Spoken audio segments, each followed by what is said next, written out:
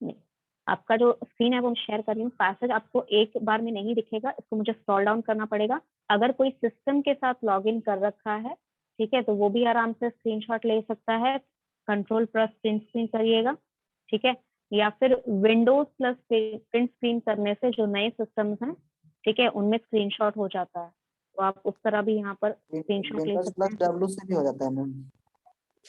हाँ, वही जो नए सिस्टम्स है उनके अलग अलग ये है, लेकिन विंडोज प्लस प्रिंट स्क्रीन अगर आप करते हैं तो डायरेक्ट सिस्टम में भी हो सकता है आपका स्क्रीनशॉट।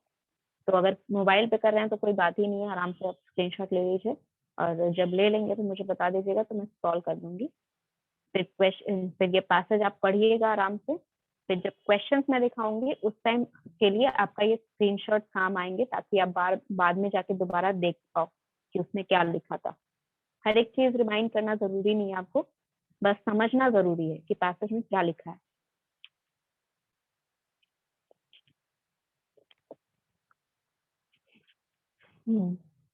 तो first part of the passage का आपने स्क्रीनशॉट ले लिया है?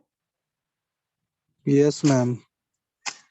Okay, then I am scrolling down, यहाँ पर मोस्टली इम्पोर्टेंट है यहाँ, ये आपका second part.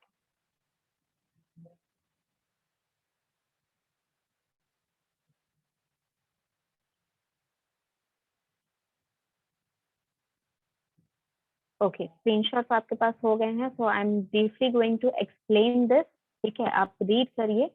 How much time do we have?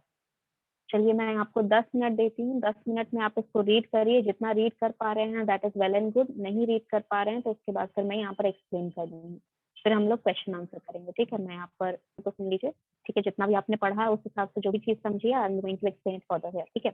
तो यहाँ पर क्या क्या चीजें बताई जा रही हैं, let's see what all things are being discussed here. The Indian education system is quite an old education system, मतलब हमारा जो एजुकेशन सिस्टम है वो बहुत ही पुराना है, या बहुत ही पुराना मतलब सबसे पुराना आप कह सकते हैं, ठीक है, because Nalanda university and all they are very old existers, ठीक है। और इसका जो एग्जिस्टेंस है अभी तक चल रहा है, इसको इसी तरह जिस तरह हमने पहले से पढ़ा है उसी तरह हम पढ़ाते आ रहे हैं, उसी तरह करते आ रहे हैं। इसका स्लाइड चेंजेस हुए हैं, लेकिन जो सिस्टम है वो रिफॉर्म एक तरह से नहीं कह सकते हैं, उसे रिफॉर्म नहीं हुआ है, वो उसी स्टाइल में हम पढ़ाते जा रहे हैं, ठीक है। It has produced so many genius minds that are making India proud all over the world. However, while it is one of the oldest system, it is still not that developed when compared to others, which is a fact newer. In fact, newer. मतलब यहाँ पर बहुत सारे genius mind India में पाए गए हैं, जिसके ऊपर हम लोग बहुत प्राउडली फील करते हैं, जैसे हमारे एपीजे अब्दुल कलाम जी हैं, उनके ऊपर हमें बहुत प्राउड है, ठीक है, वो भी इसी सिस्टम से पढ़े हुए हैं, ठीक है। तो बहुत सारी चीजें ऐसे हैं, बहुत सारे ऐसे लोग हैं जो हमारे इसी रेगुलेशन, इसी सिस्टम से पढ़कर बहुत आगे बढ़े हैं, और बहुत ही उन्होंने बहुत सारी अचीवमेंट पाई है, जो कि हमारे इंडिया के लिए बहुत ही गर्व की बात है, ठीक है। लेकिन अभी भी अगर हमारा जो बहुत ही सबसे ज्यादा पुराना ओल्डेस्ट सिस्टम जो है एजुकेशन का, उसे अगर हम किसी भी और सिस्टम से कंपेयर करें जो बाकी देशों में या बाकी कंट्रीज में, कॉन्टिनेंट्स में जो एजुकेशन सिस्टम है उसमें बहुत ज्यादा रिफॉर्म्स हुए हैं, ठीक है, वो बहुत ही ज्यादा न्यू है, उसमें बहुत सारी चीजें ऐसी चेंजेस क्रिएट हुई हैं जो कि हमारे इंडिया में बहुत कम इस तरह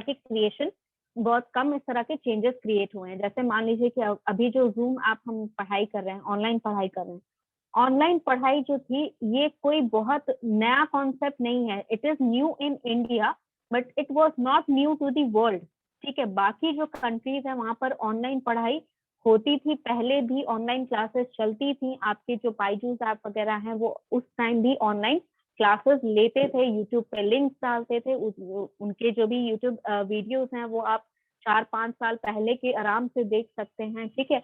ये कोई नया कॉन्सेप्ट नहीं है। बिकॉज ऑफ कोविड हम सभी को मजबूर कर दिया गया कि हम ऑनलाइन मोड में पढ़ाई करें, ठीक है।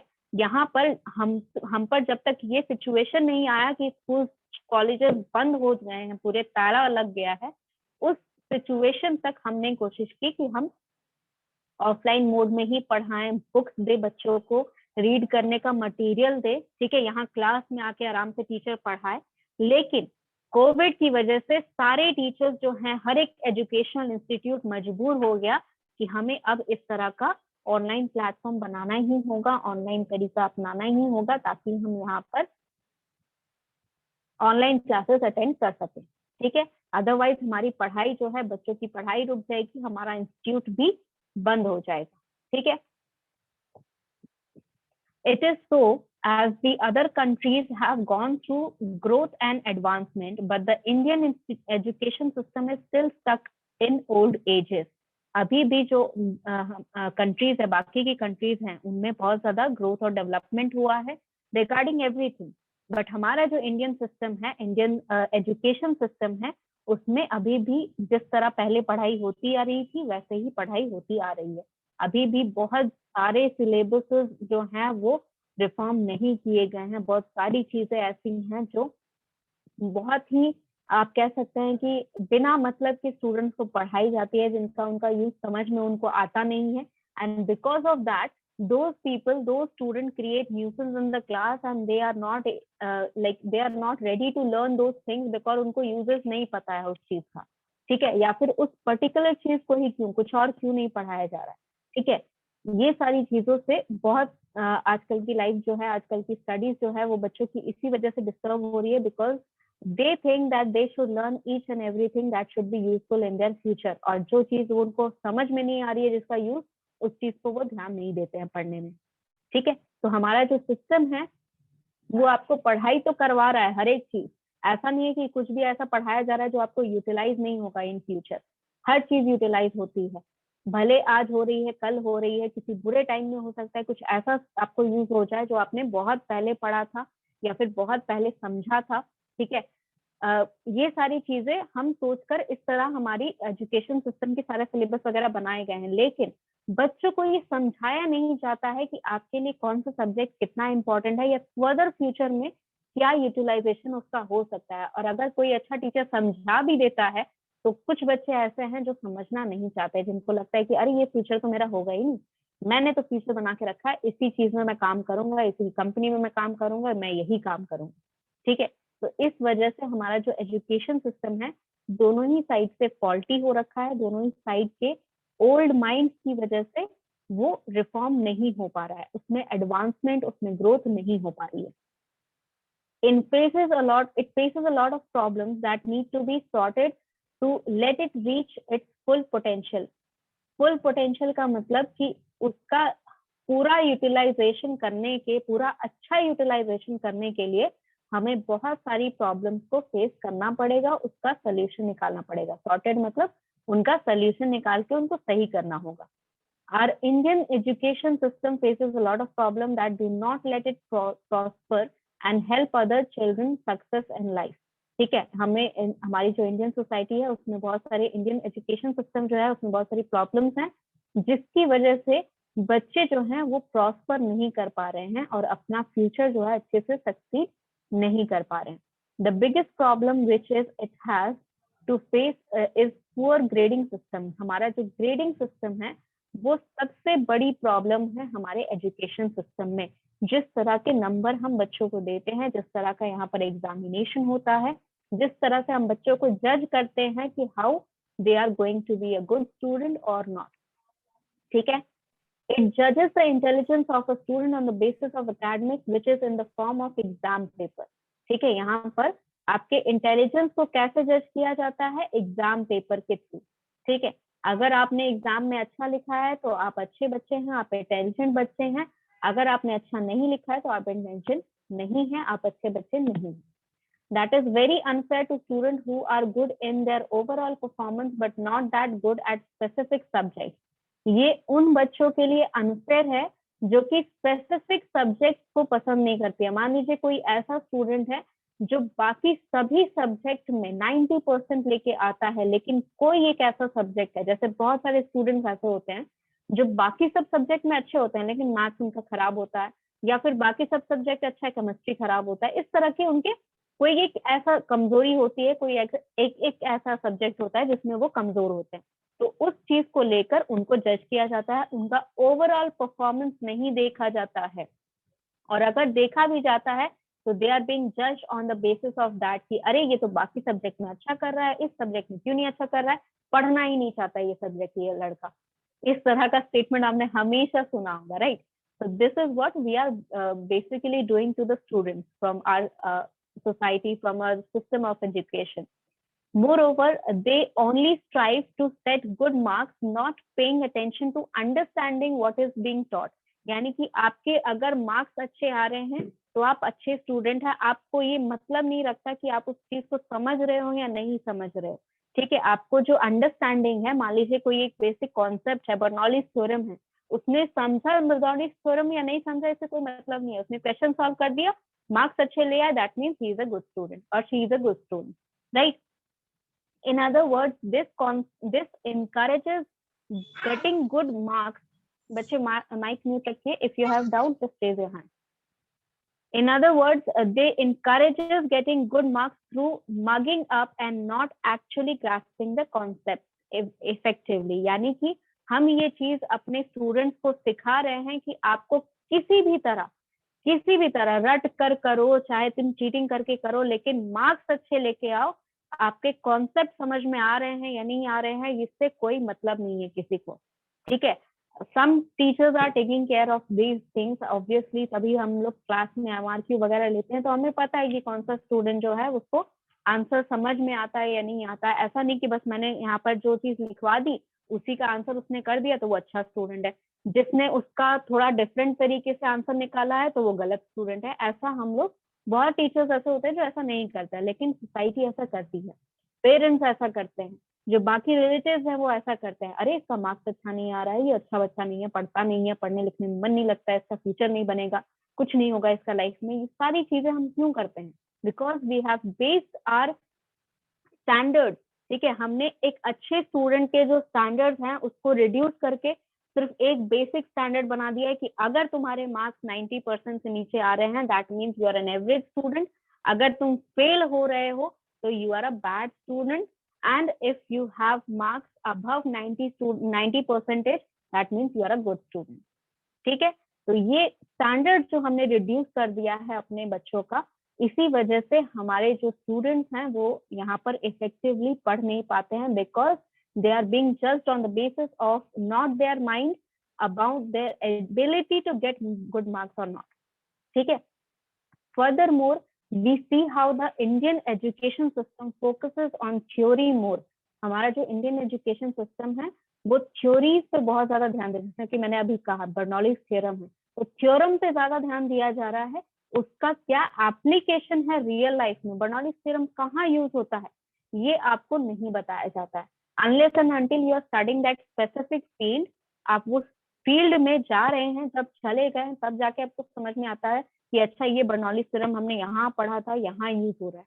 ठीक है, और बाकी के जो स्टूडेंट है जो उस फील्ड में नहीं जाते हैं, उनको कभी जिंदगी में पता नहीं चलता है कि वो बर्नौलीज थ्योरम कहाँ यूज हो रहा है। समझे? तो ये सारी चीजें जो हैं हम लोग यहाँ पर थ्योरीज पे बहुत ज्यादा ध्यान देते हैं, कहाँ क्या चीज यूटिलाइज हो रही है, प्रैक्टिकल लाइफ में क्या चीज यूटिलाइज होती है, प्रैक्टिकल्स बहुत कम करते हैं हम लोग। ठीक है, आज भी बहुत सारे एजुकेशन सिस्टम्स हैं जहां पर प्रैक्टिकल थ्योरीज का प्रैक्टिकल नहीं करवाया जाता है। ठीक है, specially where it is specific needed. ठीक है, जैसे केमिस्ट्री एक सब्जेक्ट है, उसको आप बिना प्रैक्टिकल किए नहीं पढ़ सकते हो, इसीलिए बहुत सारे बच्चों के लिए केमिस्ट्री बहुत डिफिकल्ट सब्जेक्ट होता है, because we need to have an experiment, we need to do an experiment to know कि यहाँ पर एलिमेंट्स जो हैं वो किस तरह रिएक्ट करते हैं। आप पढ़ने से आपको नहीं समझ में आएगा कि HCl एंड बेस कैसे रिएक्ट करता है, आपको बताना होगा, करके दिखाना होगा। ठीक है, सिर्फ बोल देने से कि हाँ ये डाल दो तो पिंक कलर हो जाएगा, तो बस इतना ही नॉलेज रह जाता है बच्चों के पास कि बस इसको पिंक करना है किसी भी तरह। यही जो डिफरेंस है, that difference is created because we are focused on theory rather than practical. Only a little percentage is given for practical. थोड़ा सा little percentage, 20%, 30% आपके मार्क्स रहते थे प्रैक्टिकल में हर एक चीज के। In fact, even if you are from commerce background, even if you are from arts background, आप किसी भी बैकग्राउंड से हैं, आपका आपने ये देखा होगा कि आपका जो रिटन एग्जाम होता था वो 70-80 नंबर का होता था, 20 नंबर या 30 नंबर आपके होते थे प्रैक्टिकल्स के, राइट? यही चीज होता है कि हम प्रैक्टिकल में बहुत कम ध्यान देते हैं, और रियल लाइफ में हमारा जो मेन बेसिक थ्योरी पे ही इम्पोर्टेंस ज्यादा रहता है.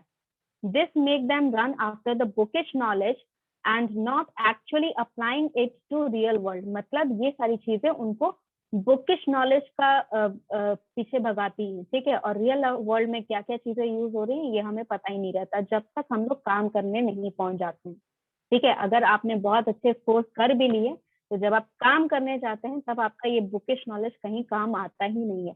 And that point of time कि आपने जो है अपना पूरा लाइफ थ्योरीज के ऊपर बेस कर दिया लेकिन प्रैक्टिकल सीखा ही नहीं, ठीक है.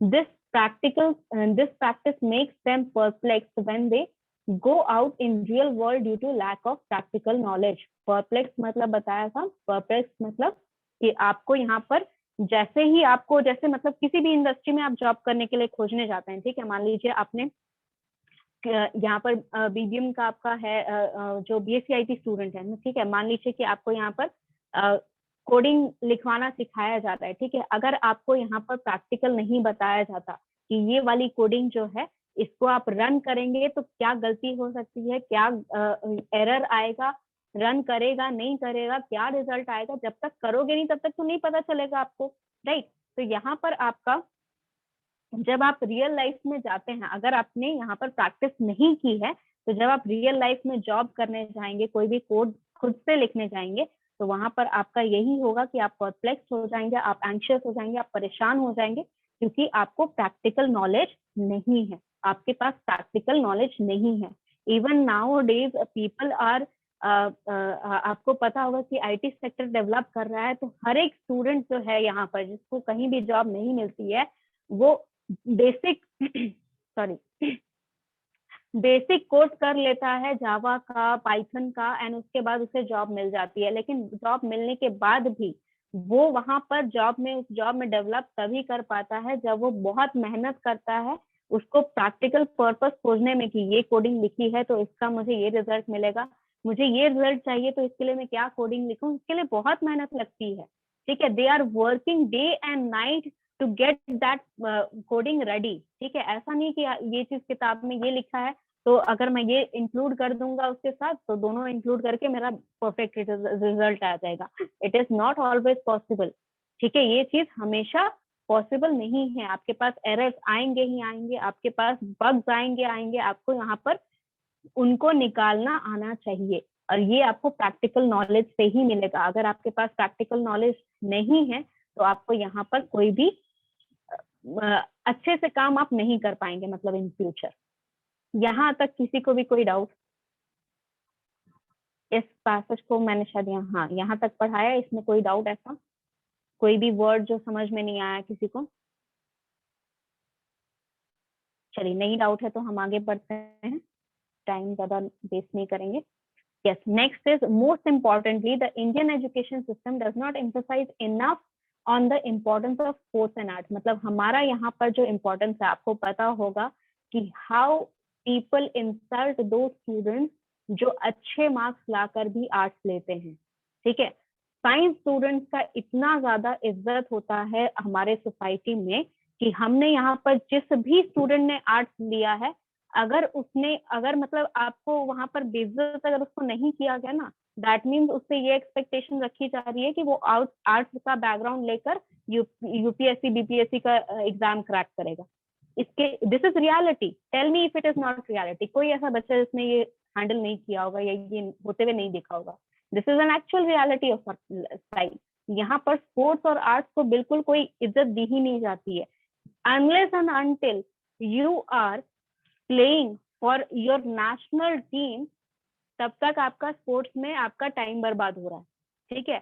आर्ट्स में तो खैर किसी को कोई मतलब ही नहीं है. तुम यहाँ पर 5 किताबें छाप दो, ठीक है, इतनी अच्छी पोइट्री लिख दो, इतना अच्छा पेंटिंग बना लो, 2 करोड़ में बेच दो जब तक अपना पेंटिंग, उसके बाद भी रियल जॉब नहीं कहलाएगा वो तुम्हारा, ठीक है. This is our Indian society, this is our Indian education system which emphasize only on getting you know something that they only understand is like ये मतलब या तो आपका बिजनेस रहेगा, फैमिली बिजनेस है, या फिर आप इंजीनियर बने या डॉक्टर बने, इन्हीं पे उनका एम्फेसिस है. वो स्पोर्ट्स और आर्ट्स को बिल्कुल भी इज्जत नहीं देते हैं, ठीक है, दे नेवर एम्फसाइज, उनके लिए इम्पोर्टेंट है ही नहीं। स्पोर्ट्स और आर्ट्स तो बस ऐसे ही हैं, फ्री फ्री सब्जेक्ट्स हैं, वो तो फ्री क्लासेस होती हैं, वहां पर बैठ के तुम होमवर्क किया करो। ये बहुत के पेरेंट्स बोलते हैं, मेरे सामने भी मेरे खुद कुछ ऐसे क्लासमेट्स रह चुके हैं जो पेरेंट्स टीचर मीटिंग पे उनके पेरेंट्स आते थे तो कहते थे कि होमवर्क ये लोग क्लास में ही कर लेते हैं फ्री पीरियड में। फ्री पीरियड कौन सा? Sports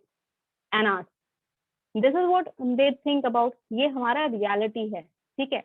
And next is students are always asked to study all the time where they get no time for other activities like sports and arts. उनको हमेशा पढ़ने के लिए बोला जाता है।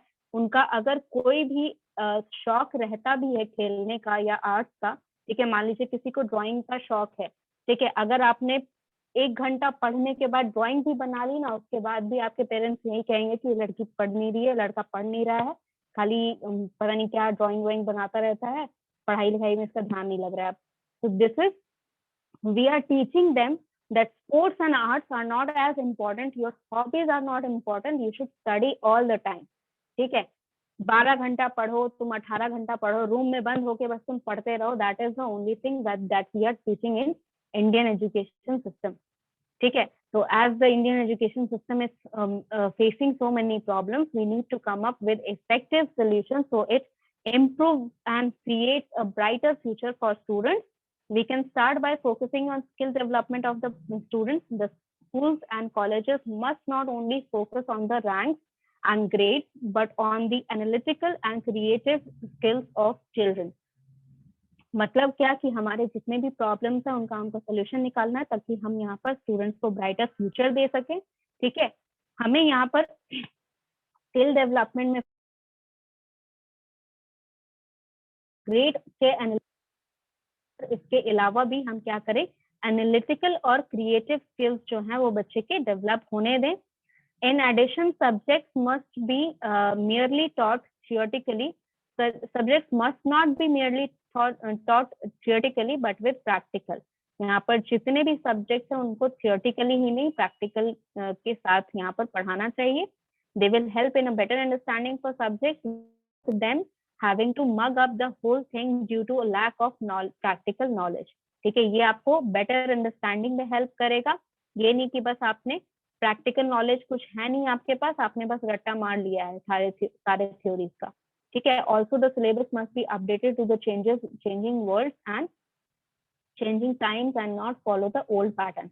जितने भी हमारे सब्जेक्ट्स हैं उनका जो सिलेबस है वो मॉडर्न एरा के हिसाब से, यहाँ पर जो भी मार्केट में अभी अवेलेबल है, जिस टाइप के जॉब अवेलेबल हैं उस हिसाब से यहाँ पर सिलेबस जो है वो चेंज होना चाहिए। क्या क्या जॉब रिक्वायरमेंट्स है, अगर आप जॉब के ही पर्पज से पढ़ा रहे हो तो उसी पर्पज से पढ़ाओ कि जिस तरह जो चीज हमारे जॉब के लिए काम आए, right. Other than that, the government and private colleges must now increase the payrolls of teachers as they clearly deserve more than what they offered. To save money, the schools hire teachers who are not qualified enough. This creates a very bad classroom environment and learning. They must be hired if they fit the job and not because they are working at lesser salary. मतलब यहाँ पर जितने भी environment, जितने भी government और private colleges हैं या स्कूल्स हैं, उनको जो टीचर्स हैं तभी हायर करने चाहिए जब वो पढ़ाने के लायक हो, इसलिए नहीं क्योंकि वो कम सैलरी पे काम कर रहे हैं, ठीक है। तो उनका जो पेरोल है वो इंक्रीज करना चाहिए ताकि वो बहुत ज्यादा एफर्ट डाल सके, ठीक है, ताकि उनको मोटिवेशन मिले कि वो और बच्चों मतलब स्टूडेंट्स के अलावा भी उनके पास कोई मोटिवेशन रहना चाहिए कि वो स्टूडेंट्स के ऊपर ज्यादा ध्यान दे पढ़ाई में। ऐसा कुछ जो यहाँ पर आपको नहीं समझ में आया, you can ask the question, otherwise we can have here solving the question. Question number 1 आपका है और ये आपके ऑप्शन है। Let me just write it down in the 1 minute. यहाँ पर मैं इसको ऑप्शंस में डाल देती हूँ। Is there only 3 options? पहला का सिर्फ 3 ही ऑप्शन है क्या? अच्छा, ये नहीं।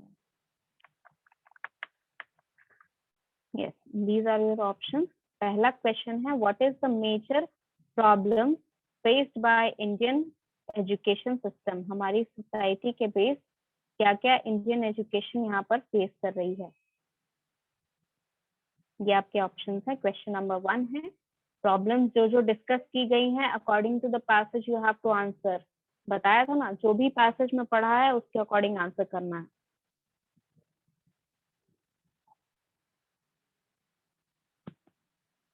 You can answer through the chat box also, chat box के थ्रू आप आंसर कर सकते हैं, या फिर आप यहाँ हैंड रेज कर लीजिए जो भी आंसर आपको बोलना है। पैसेज पूरा समझा दिया है मैंने, पैसेज आपने पढ़ भी लिया है, so I hope you will be able to answer the question. बहुत ज्यादा डिफिकल्ट नहीं है, बट पैसेज का हेल्प लेना पड़ेगा। Yes Rahul. Ma'am poor grading system. Yes, ma'am. Poor grading system. All right. Who was the other person to speak? And this follow बच्चे एक बार, राहुल के अलावा और किसने बोला था? Stuck in old time. Ma'am, stuck in old time, ma'am. Stuck in old time. Okay. Yes, I'm stuck in old time.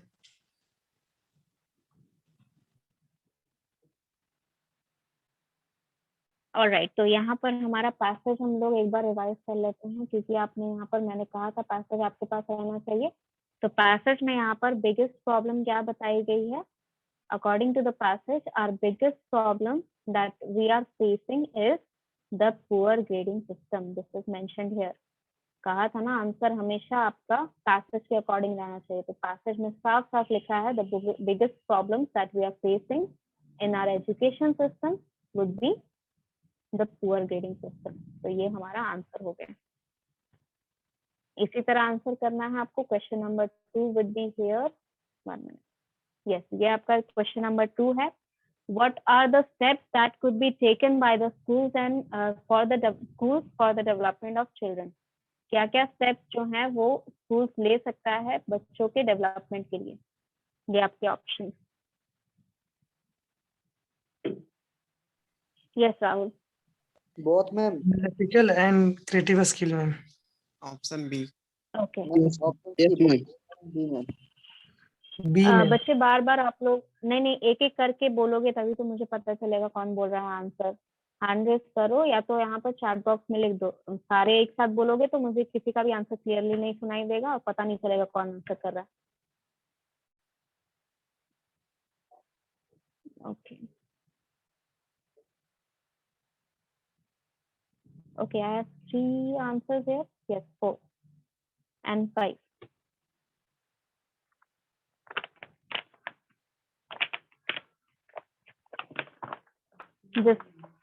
Just go ahead and answer the question.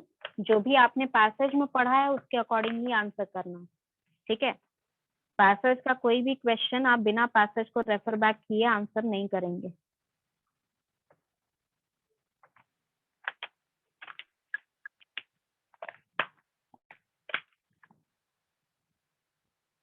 All right, so as we have discussed in the passage already, ranks और grades पे तो हमारा focus already है ना, वही तो हमारा system का सबसे बड़ा प्रॉब्लम है कि हम ग्रेड और रैंक्स पे ध्यान देते ही हैं, लेकिन हमें एनालिटिकल और क्रिएटिव स्किल्स पे भी ध्यान देना है, ठीक है? That is mentioned here. Yes, the schools and colleges must not only focus on ranks and grade but all the analytical and creative skills of the children, ठीक है? मतलब पहले से ही ध्यान है रैंक और ग्रेड्स पर, उसके अलावा हमें एनालिटिकल और क्रिएटिव थिंकिंग पे भी ध्यान देना है। तो डेवलपमेंट के लिए क्या करना है यहाँ पर, ठीक है? डेवलपमेंट के लिए यहाँ पर हमें एनालिटिकल थिंकिंग पे ध्यान देना है, ठीक है? ग्रेड्स और रैंक्स पे तो हमारा ऑलरेडी फोकस है, इस पे फोकस करना है डेवलपमेंट के लिए। Question number 3, according to the passage, which is ironical about the Indian education system? Ironical का मतलब होता है कुछ ऐसा जो हम एक्सपेक्ट करते हैं जो हमको मिलता नहीं है। जैसे मान लीजिए कि आप यहाँ पर आपने किसी पर्सन को एक हेल्प की, ठीक है? एक पर्सन एब्सेंट था, आपने उसको अपना नोट्स दिया ताकि अब वो अपना नोट्स कंप्लीट कर सके। अब क्योंकि आपने उसको नोट्स दिया है तो आपके दिमाग में है कि मुझे कभी अगर हेल्प मिलेगी तो वो भी मुझे हेल्प कर देगा, ठीक है, लेकिन जब आपने उससे हेल्प मांगी तो उस पर्सन ने आपकी हेल्प नहीं की। इसे हम आयरनी कहते हैं, यानी कि आपका एक्सपेक्टेशन था कि आपने उसको हेल्प की तो वो भी हेल्प करेगा, लेकिन उस पर्सन ने आपकी हेल्प नहीं की। ठीक है, दिस इज आयरनी, यानी कि कुछ ऐसा जो आप एक्सपेक्ट करते हैं लेकिन आपको मिलता नहीं है या होता नहीं है। तो आयरनी क्या है हमारे इंडियन एजुकेशन सिस्टम में?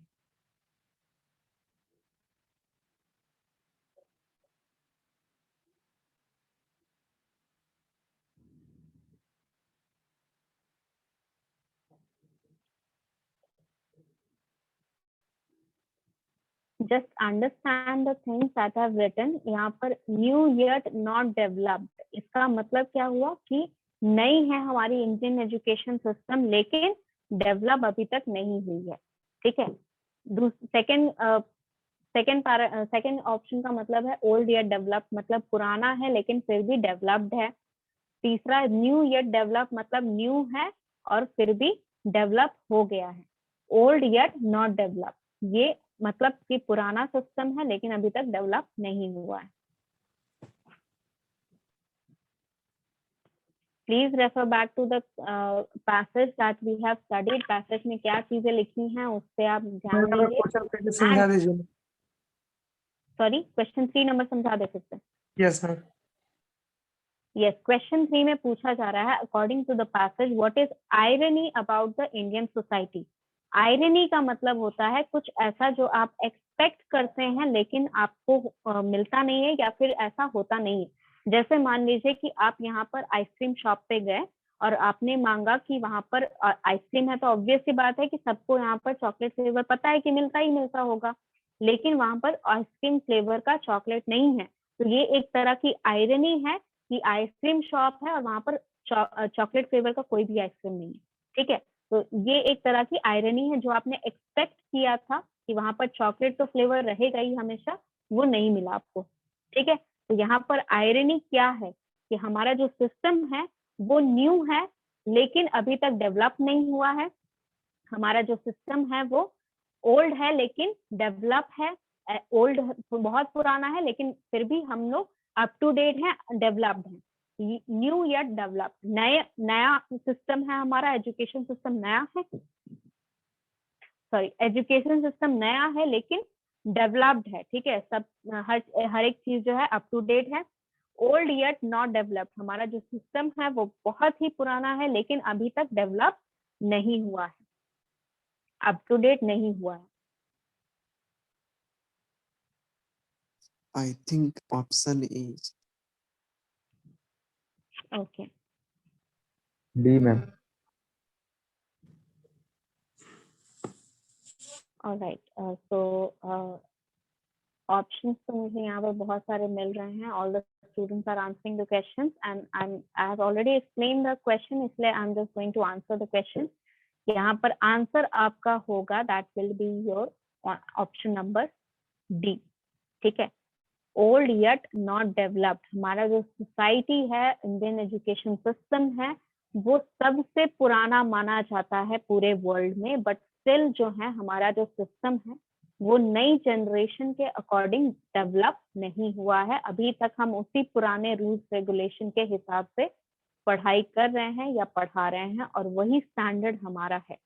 तो आयरनी इज दैट कि बहुत पुराना होने के बावजूद दुनिया जो है वो एक्सपेक्ट करती है कि हम नए रूल रेगुलेशन के हिसाब से चलें, लेकिन हम अपडेटेड अभी तक नहीं हुए हैं।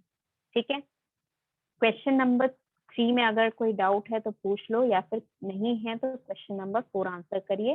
Question number 4 is which of the following factors is responsible for creating the bad environment in classroom। इनमें से कौन सी ऐसी चीज है जो रिस्पॉन्सिबल है या जिम्मेदार है क्लासरूम में बैड इन्वायरमेंट क्रिएट करने में, बुरे इन्वायरमेंट क्रिएट करने में? अनक्वालिफाइड टीचर में। Okay, ma'am option D. Okay,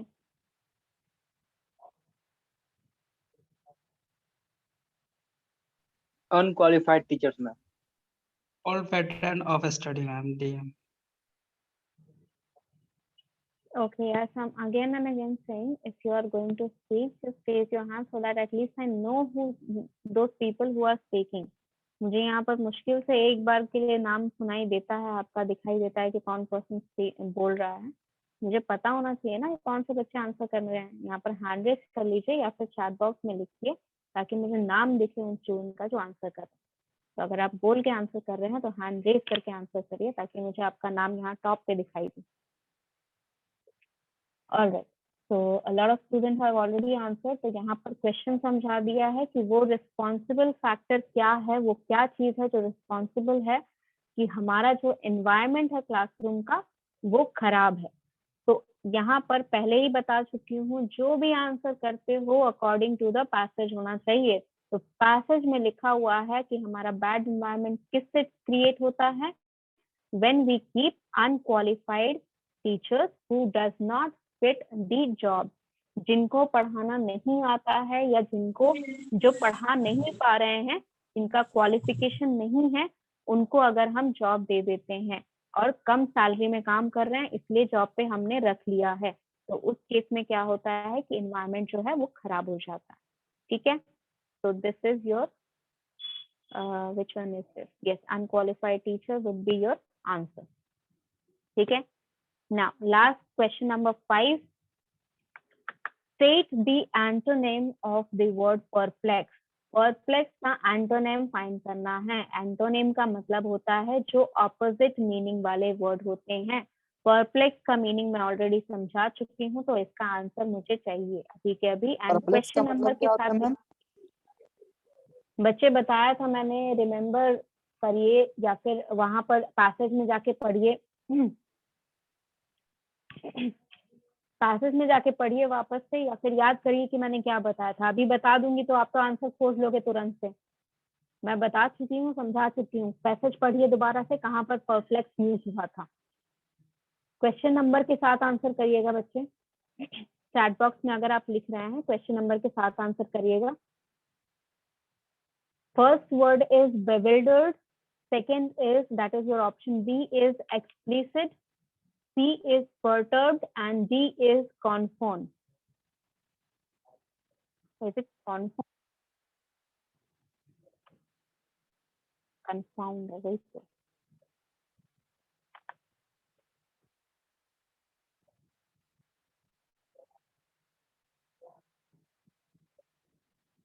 Yes, find the antonym for perplex. Antonym का मतलब होता है जो opposite meaning convey करना चाह रहा है. ठीक है. Synonym का मतलब होता है जो similar meaning convey करना चाह रहा है.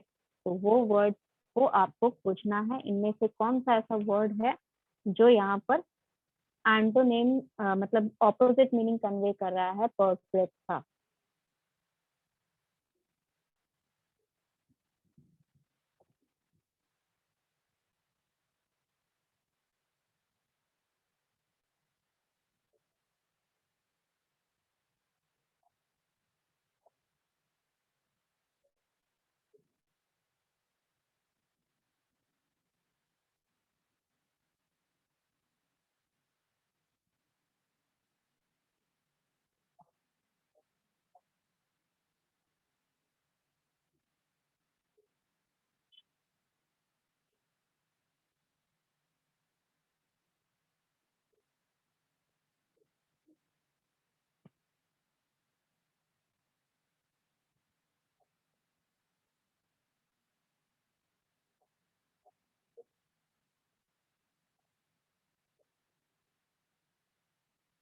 ओके, सो यहाँ पर जितने भी आंसर आ गए हैं, लेट मी स्टार्ट एक्सप्लेनिंग, क्योंकि इसके बाद और आंसर आ नहीं रहे हैं.